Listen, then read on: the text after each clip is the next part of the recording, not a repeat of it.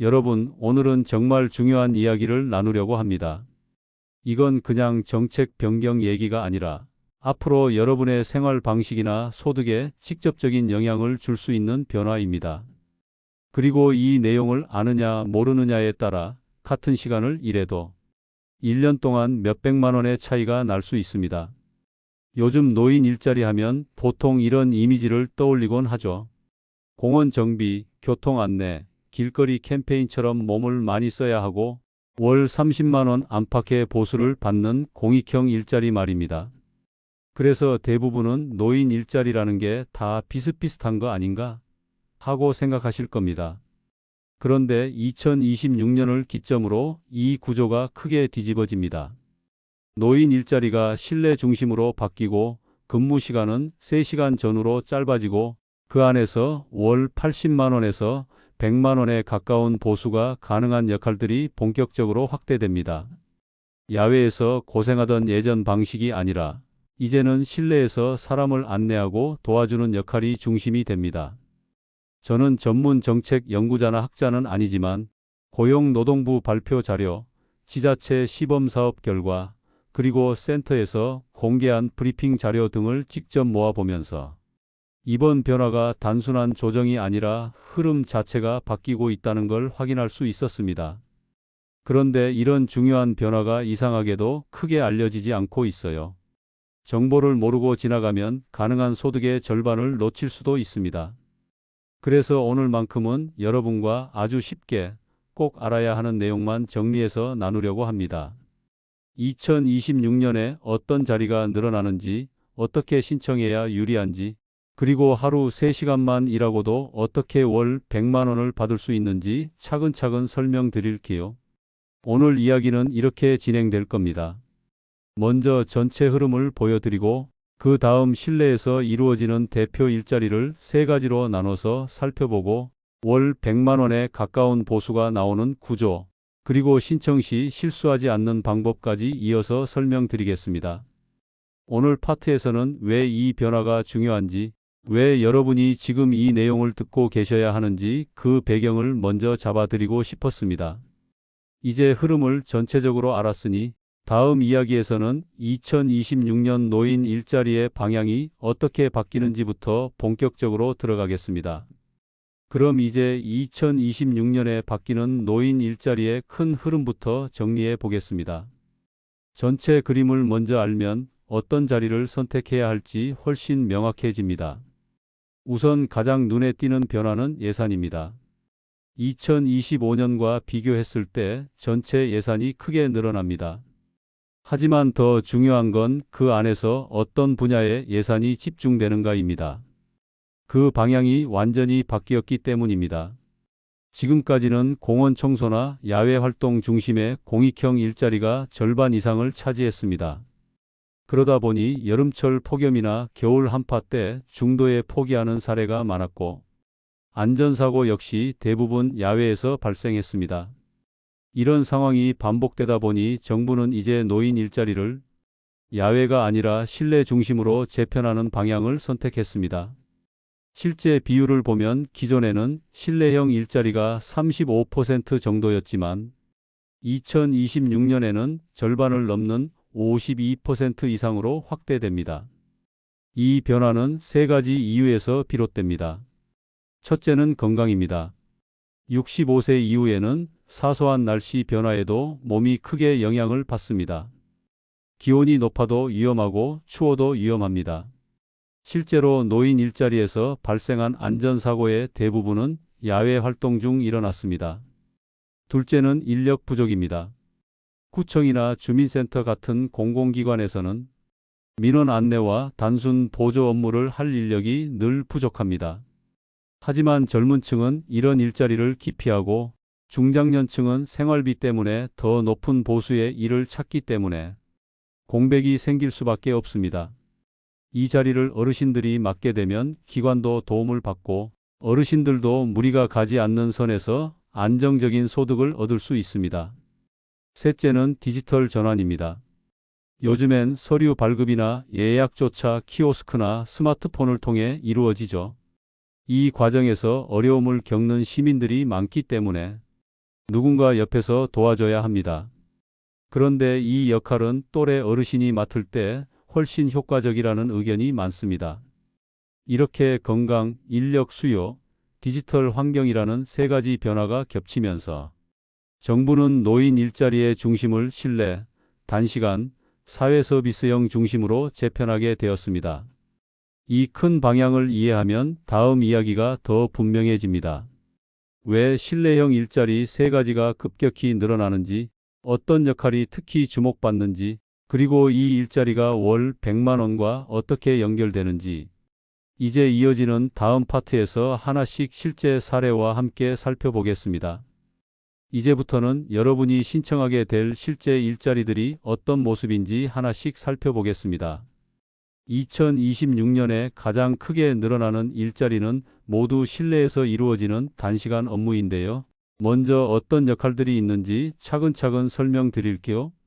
가장 먼저 이야기할 일자리는 공공기관에서 이루어지는 실내 안내 역할입니다. 구청이나 주민센터, 보건소처럼 주민들이 자주 찾는 곳에서 민원인을 안내해 드리는 일입니다.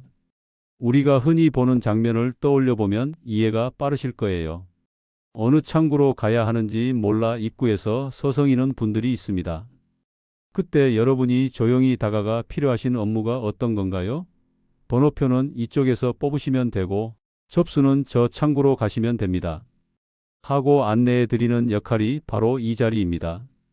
실내에서 이루어지기 때문에 추위나 더위를 걱정할 필요도 없고 의자에 앉아 설명하는 시간이 많아서 몸에 부담이 거의 없습니다. 실제 만족도도 높은데 이유는 단순합니다. 무리가 가지 않으면서도 누군가에게 도움을 주는 보람이 있기 때문입니다. 두 번째 일자리는 병원이나 복지관 안에서 이루어지는 보조 업무입니다. 접수 순서를 안내해 드리거나 서류를 정리해 직원에게 전달하거나 처음 방문한 분들에게 어느 층으로 가야 하는지 알려드리는 일들이 포함됩니다. 의료 지식이 필요한 전문적인 업무가 아니라 시설에서 필요한 기본적인 흐름을 옆에서 도와주는 가벼운 역할입니다. 실내에서 이루어지는 일이다 보니 환경이 안정적이고 바쁜 직원들을 대신해 주민과 이용자들에게 차근차근 안내해 드리는 것이 핵심입니다. 사람을 상대하는 일이 어렵지 않다면 누구나 시작할 수 있는 자리라고 보시면 됩니다. 그리고 세 번째는 요즘 들어 가장 빠르게 증가하고 있는 디지털 안내 역할입니다. 번호표 발급 기계나 키오스크, 스마트패드 같은 디지털 기기를 사용해야 하는 분들을 옆에서 도와주는 일입니다. 기계 앞에 서서 화면을 어떻게 넘겨야 하는지 몰라 당황하는 분들 계시죠? 그때 여러분이 옆에서 여기 버튼 누르시고 다음은 이쪽입니다. 하고 한 단계씩 안내해 드리는 내용입니다.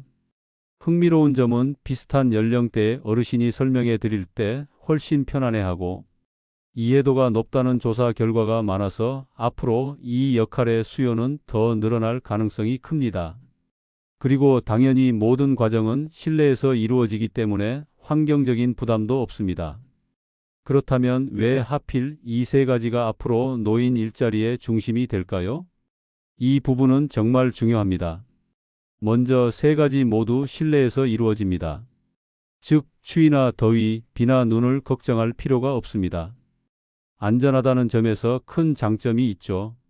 두 번째로는 몸을 많이 쓰지 않는다는 점입니다. 무거운 걸 들 일도 없고 오랜 시간 서 있을 필요도 없습니다. 필요한 순간만 천천히 이동하거나 설명해 드리면 되기 때문에 체력 부담이 거의 없습니다. 세 번째는 실제로 사람들이 필요로 하는 서비스라는 점입니다. 안내 인력과 보조 인력이 부족한 기관들이 많고 디지털 서비스를 어려워하는 분들도 많기 때문에 이 역할을 맡아주는 분들이 꾸준히 필요합니다. 즉, 당분간 줄어들 가능성이 거의 없는 일자리라는 뜻입니다. 네 번째는 근무 시간이 하루 3시간 전후로 짧다는 점인데요. 이 시간대가 대부분 어르신들이 가장 선호하는 형태라는 조사 결과가 이미 나와 있습니다. 그리고 마지막 이유는 가장 현실적인 부분입니다. 방금 말씀드린 이 세 가지 역할이 대부분 사회 서비스형이나 시장형에 포함되는 경우가 많습니다. 즉, 같은 3시간을 일해도 월 80만 원에서 100만 원 가까운 보수를 받을 수 있는 구조라는 뜻입니다.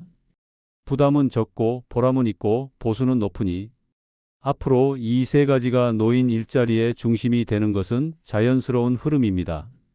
지금까지 실내형 단시간 일자리 세 가지를 모두 살펴봤는데요. 이제 다음 파트에서는 왜 하루 3시간 근무만으로 월 100만 원에 가까운 보수가 가능한지 그 구조를 좀 더 깊이 있게 설명드리겠습니다. 노인 일자리를 이야기하다 보면 많은 분들이 가장 먼저 떠올리는 것은 공원 정비나 교통 안내처럼 야외에서 이루어지는 공익형 일자리입니다. 그래서 거의 자동적으로 노인 일자리는 월 30만 원 정도 받는 자리다? 이렇게 생각해 버리곤 하죠. 그런데 여러분이 앞으로 만나게 될 새로운 일자리는 이런 공익형이 아닙니다. 하루 3시간 실내에서 이루어지는 사회 서비스형과 시장형 일자리들이 이제 본격적인 중심이 됩니다. 이 두 유형이 바로 월 80만 원에서 100만 원에 가까운 보수를 가져다주는 구조를 가지고 있습니다. 구조는 아주 단순합니다. 기관들이 실제로 필요로 하는 역할이 실내 기반의 안내와 보조 서비스이고 그 업무를 짧은 시간 동안 집중해서 수행할 사람이 필요해졌습니다. 기존처럼 하루 4시간, 5시간을 배정하기보다 필요한 시간대에만 딱 3시간 정도 도움을 받을 수 있는 구조가 기관에도 효율적이고 어르신들에게도 부담이 적습니다. 그러다 보니 단가는 자연스럽게 높아질 수밖에 없습니다. 사회 서비스형 일자리는 전문적인 기술을 요구하는 업무가 아닙니다. 하지만 일정한 책임감과 안정적인 태도가 필요합니다. 민원인을 안내하거나 상담을 보조하거나 시설 이용자들이 필요한 위치를 찾을 수 있도록 돕는 역할들이 대부분입니다. 큰 어려움이 있는 업무가 아니면서도 기관 입장에서는 반드시 필요한 역할이기 때문에 시간당 수당이 높게 책정됩니다. 시장형 역시 마찬가지입니다. 기관이나 단체가 직접 채용하는 형태라 환경이 안정적이고 업무가 체계적으로 정리되어 있습니다. 3시간 일하고 월 90만 원대를 받는 경우가 많은 이유가 바로 여기에서 나옵니다. 같은 3시간을 일해도 공익형에서는 월 20만 원대 후반, 사회 서비스형에서는 월 80만 원에서 100만 원 가까이. 유형 선택에 따라 보수가 3배까지 차이가 납니다. 그래서 어떤 유형을 선택하느냐가 매우 중요합니다. 실제 사례들을 보면 이 변화가 더 선명하게 보입니다. 경기도에 사시는 68세 어르신은 올해 실내 건강 모니터링 지원 업무에 참여하셨습니다. 건강센터를 찾는 분들의 체온을 체크해 드리고 문진표 작성 방법을 안내하는 정도의 업무였습니다. 근무 시간은 매일 3시간이었고 한 달에 받은 보수는 거의 100만 원에 가까웠습니다. 예전 공원 청소 일자리에서는 월 30만 원 정도였는데 실내형으로 바꾼 뒤에는 소득이 3배 이상 늘었고 무릎과 허리에 무리가 없어 훨씬 편해졌다고 하셨습니다. 또 다른 어르신은 70세이신데 지역 문화센터에서 실내 보조 역할을 맡고 계십니다. 수강생들의 출석을 체크하고 강의에 필요한 교재를 나누어 놓고 처음 방문한 분들에게 강의실 위치를 안내해 드리는 업무였죠.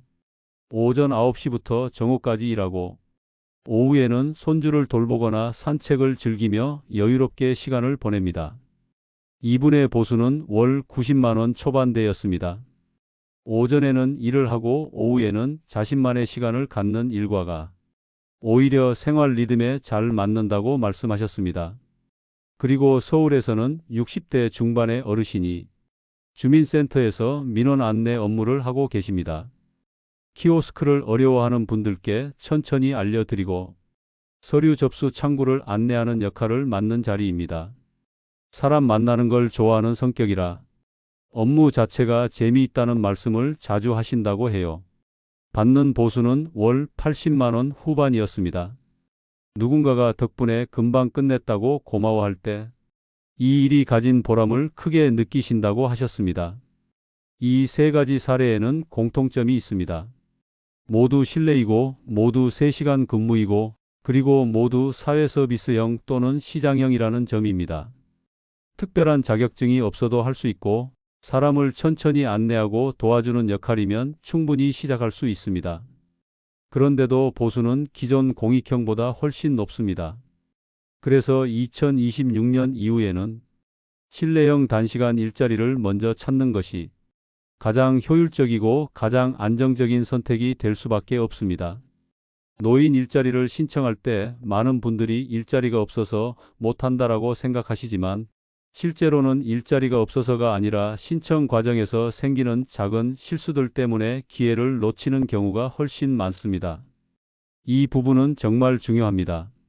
왜냐하면 이 실수들을 피하기만 해도 합격 가능성이 크게 올라가기 때문입니다. 먼저 많은 어르신들이 가장 많이 놓치는 부분이 신청 시기입니다. 2026년 일자리 역시 대부분 이듬해를 준비하는 25년 12월부터 26년 1월 초 사이에 선발을 진행할 가능성이 큽니다.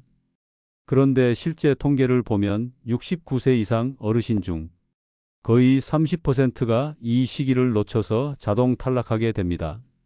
한번 놓치면 다음 모집까지 거의 1년을 기다려야 하고 그동안 발생하는 소득 손실이 매우 큽니다. 실제로 인천의 한 어르신은 명절 준비 때문에 며칠만 미루었다가 신청 자체를 못해서 결국 1년을 기다리게 되었고 그 기간 동안 받을 수 있었던 소득이 거의 1,000만 원 가까이 사라졌다고 하셨습니다.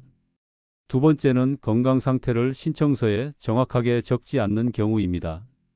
부담스러워서인지 혹은 괜히 불리할까봐 일부러 건강 문제를 적지 않는 분들이 있는데 오히려 반대입니다. 건강 상태를 솔직하게 적으면 기관에서 그에 맞는 실내형 일자리를 우선 배정해 주도록 설계되어 있습니다. 예를 들어 무릎이나 허리 통증이 있다고 적어두면 앉아서 안내하는 업무나 이동이 적은 일자리로 연결될 가능성이 높습니다. 반면 숨겨두었다가 나중에 검진에서 걸리면 재배정이 지연되거나 아예 탈락하는 경우가 생깁니다. 정확하게 적는 것이 오히려 유리한 구조입니다. 세 번째로 흔한 실수는 일자리 유형을 잘못 이해하고 신청하는 경우입니다. 공익형도 실내형이라고 생각해 신청했다가 막상 배정된 자리가 야외 활동이 포함된 경우가 많습니다. 특히 창원 지역에서 한 어르신이 공익형이 다 실내 업무라고 생각해 신청했는데 실제로 받은 배치는 공원 청소였고 허리 통증 때문에 바로 포기해야 했던 사례가 있습니다. 이런 상황을 막으려면 신청서 작성 시 희망 업무를 명확하게 적는 것이 중요합니다. 예를 들어 실내 안내, 상담 보조, 서류 안내처럼 실내 기반의 역할을 분명하게 기재해야 합니다. 네 번째는 지자체 추가 지원금을 모르는 경우입니다. 어떤 지역에서는 기본 보수 외에 10만 원에서 20만 원 정도를 추가로 지급하는 경우가 있습니다. 서울 강남구, 경기 성남시, 부산 해운대구 등이 대표적입니다. 같은 일을 해도 지역에 따라서 추가 소득이 생기는데 이 정보를 알지 못해 그냥 지나가면 실제 받는 금액이 달라집니다. 구청이나 주민센터에 한 번만 전화해도 이 정보를 바로 확인할 수 있습니다. 이런 실수들을 피하는 것만으로도 일자리를 안정적으로 얻을 수 있고 특히 실내형 일자리로 배정받을 가능성이 훨씬 높아집니다. 여기에서 몇 가지 실제 도움이 되는 팁을 정리해 드릴게요. 먼저 사전 등록입니다. 12월과 1월 초 사이에 사전 등록을 해두면 실제 선발 시 우선순위가 높아집니다. 노인 일자리 센터나 가까운 주민센터에 방문하거나 온라인 신청을 통해 등록할 수 있습니다. 그리고 신청서에 실내형 업무를 선호한다는 점을 명확하게 적어두는 것이 중요합니다. 실내 안내, 민원 보조, 디지털 지원 같은 문구를 적으면 더 정확하게 배정됩니다. 또 한 가지 중요한 점은 근무 가능 시간을 3시간 단위로 명확하게 기재하는 것입니다. 예를 들어 오전 9시부터 정오까지 혹은 오후 2시부터 5시까지처럼 구체적으로 적는 것이 필요합니다. 기관에서는 이런 3시간대 슬롯에 맞춰 인원을 배정하기 때문에 시간이 정확하게 적혀 있으면 우선 배정될 가능성이 훨씬 높습니다. 그리고 마지막으로 꼭 기억해야 하는 것은 지역별 추가 지원금입니다. 지자체마다 다르고 매년 조정될 수 있기 때문에 노인 일자리 센터나 구청에 직접 문의하는 것이 가장 정확합니다. 이 정보를 모르면 같은 업무를 해도 월 소득에서 차이가 크게 날 수 있습니다. 이렇게 몇 가지 기본적인 부분만 챙기면 일자리 배정에서 뒤처질 이유가 없습니다. 특히 실내형 단시간 일자리는 경쟁률이 점점 높아지기 때문에 정확한 신청과 사전 준비가 더 중요해지고 있습니다. 이제 이어서 많은 분들이 잘 모르는 또 하나의 중요한 전략이 있습니다. 일자리 합격 확률을 크게 높이는 방법인데요. 바로 복수 신청 전략입니다. 그리고 경력을 활용해 다음 해에 더 좋은 자리를 선택하는 방식도 있습니다. 이 내용을 계속 설명해 드릴게요. 지금까지 신청 과정에서 생기는 실수들을 살펴봤다면 이제는 실제로 합격률을 높이고 더 좋은 자리로 이동할 수 있는 전략을 이야기해 볼까 합니다. 이 부분은 많은 분들이 잘 모르는 내용인데요. 알고 나면 정말 간단하면서도 효과가 큰 방법들입니다. 일자리를 신청할 때 대부분 한 가지 유형만 선택해서 지원하곤 합니다. 그런데 사실은 여러 개를 동시에 신청할 수 있습니다. 여러 유형을 함께 신청하면 선발될 확률이 훨씬 높아집니다. 실제로 데이터를 보면 하나의 일자리만 신청한 분들의 합격률보다 세 가지를 함께 신청한 분들의 합격률이 훨씬 높습니다. 여러 개를 선택할 수 있는데도 많은 분들이 이 사실을 모르고 지나칩니다. 이 복수 신청을 어떻게 해야 하느냐 어렵지 않습니다. 예를 들어 첫 번째로 사회서비스형 실내 안내 업무를 선택하고 두 번째로 문화센터나 복지관의 보조 업무를 선택하고 세 번째로 공익형을 선택해두는 식으로 작성하면 됩니다. 기관에서는 먼저 첫 번째 선택을 확인한 뒤 해당 자리가 부족하면 두 번째 선택으로 넘어가게 되고 그래도 자리가 없으면 세 번째로 넘어갑니다. 결국 한 가지만 걸려도 선발되는 구조죠. 이 방식이 실제로 얼마나 효과가 있는지는 사례를 보면 바로 이해가 됩니다. 대전에 사는 한 어르신은 지난해 실내 안내 업무를 첫 번째로, 문화센터 보조 업무를 두 번째로, 그리고 공원 관리 업무를 세 번째로 선택했습니다. 첫 번째와 두 번째가 모두 인원이 많아 떨어졌지만 세 번째에서 합격했고 이후에 경력을 쌓아 올해는 사회서비스형으로 옮겨가 월 90만 원대의 보수를 받고 있습니다. 여러 개를 함께 신청했기 때문에 가능한 결과입니다. 그리고 여기서 또 하나의 중요한 전략이 있습니다. 바로 한 해 동안의 경력을 다음 해에 활용하는 방법입니다. 노인 일자리는 한번 참여했다고 해서 나중에 불이익이 생기지 않습니다. 오히려 그 반대입니다.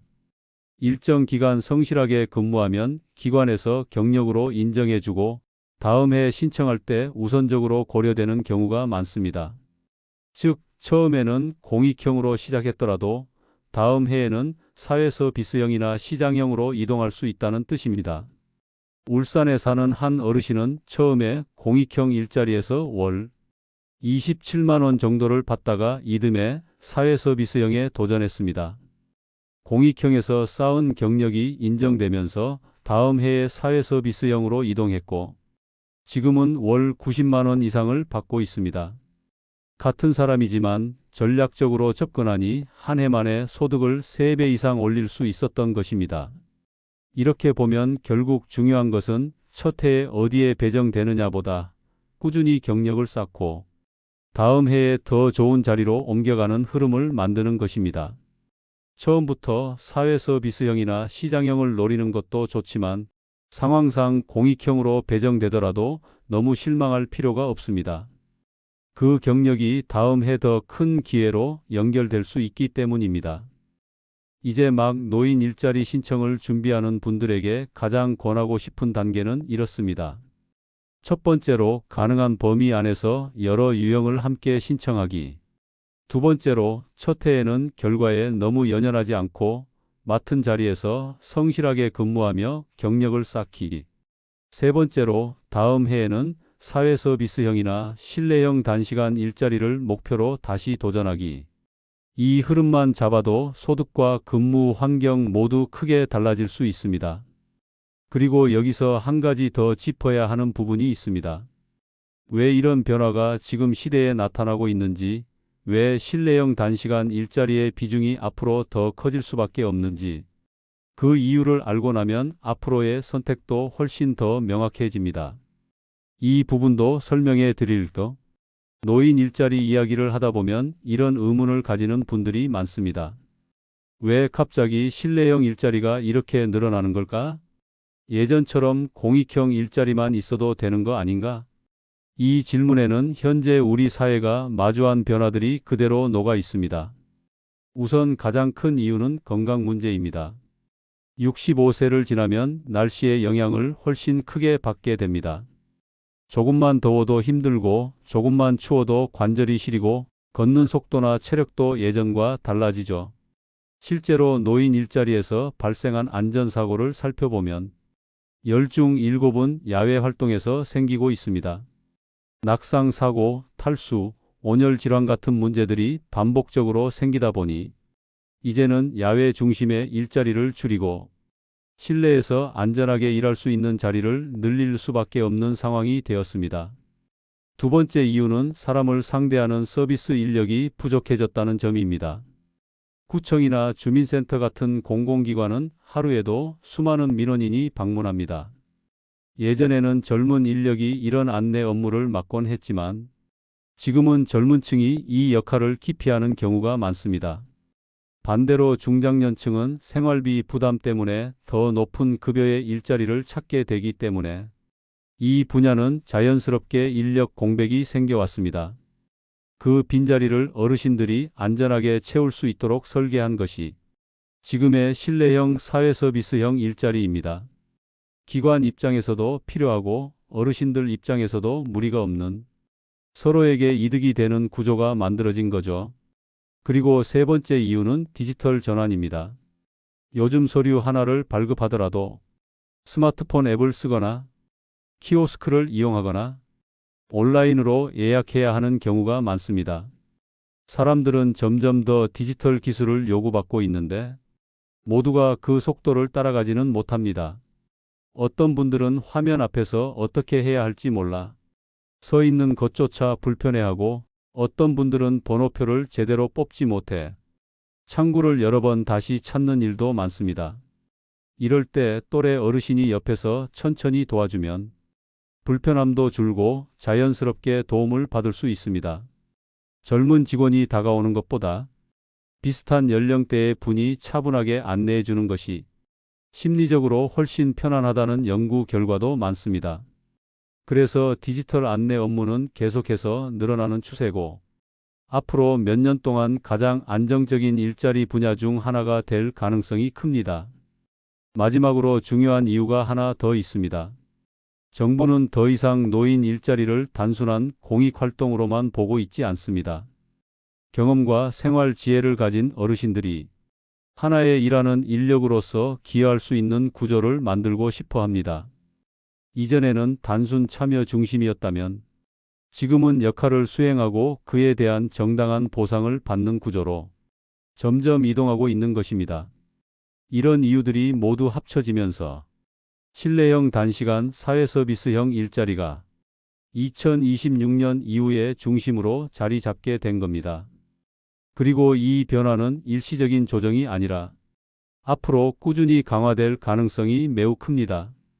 2027년과 2028년 계획을 미리 보면 전문형 일자리의 비중이 더 높아질 예정이라고 하죠.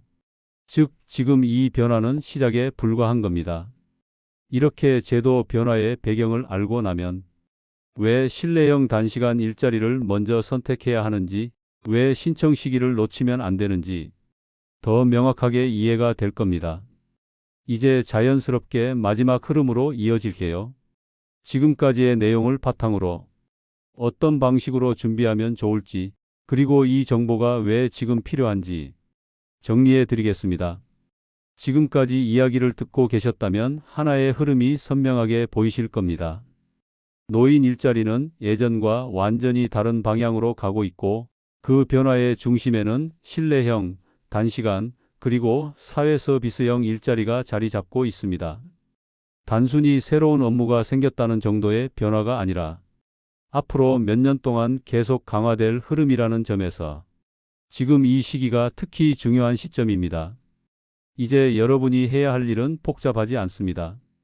정보를 미리 알고 준비하고 신청 시기를 놓치지 않는 것입니다. 12월부터 다음 해 1월 초까지가 가장 중요한 기간이고, 이 기간에 사전 등록을 해두면 좋은 자리를 배정받을 가능성이 훨씬 높습니다. 신청서에는 실내형 업무를 선호한다는 점을 분명히 적고, 근무 가능 시간도 3시간 단위로 정확히 기재해야 합니다. 그리고 가능하다면 여러 유형을 함께 신청해 두는 것이 가장 좋습니다. 한 가지에만 선택권을 걸어두는 것보다 3가지를 함께 신청해 두는 것이 훨씬 유리하니까요. 만약 처음에는 공익형으로 배정되더라도 너무 아쉬워하지 않으셨으면 합니다. 이 일자리의 가장 큰 장점 중 하나는 경력이 다음 해 더 좋은 자리로 이어질 수 있다는 점입니다.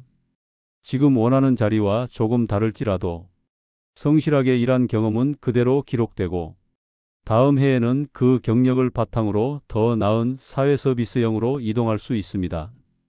전환을 통해 소득을 2~3배 높인 어르신들 사례는 꽤 많습니다. 그리고 꼭 지역별 추가 지원금도 확인하셨으면 합니다.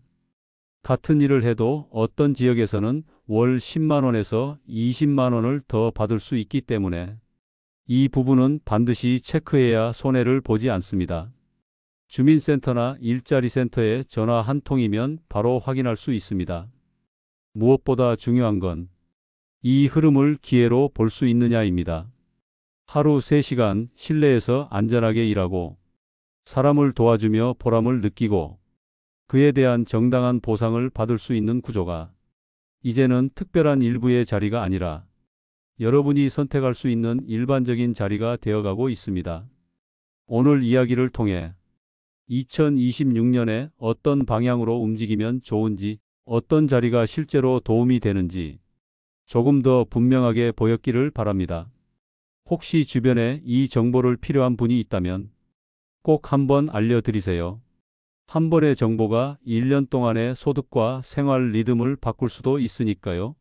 몸에 무리가 가지 않으면서도 사람들에게 도움을 주는 자리, 그리고 여러분의 일상에 안정적인 리듬을 만들어주는 일이 앞으로 더 많아질 겁니다. 여러분이 그 변화의 중심에서 더 좋은 선택을 하실 수 있기를 진심으로 바랍니다. 이 이야기를 끝까지 함께 해주셔서 감사합니다. 여러분의 내일이 조금 더 가벼워지고 조금 더 단단해지기를 응원합니다.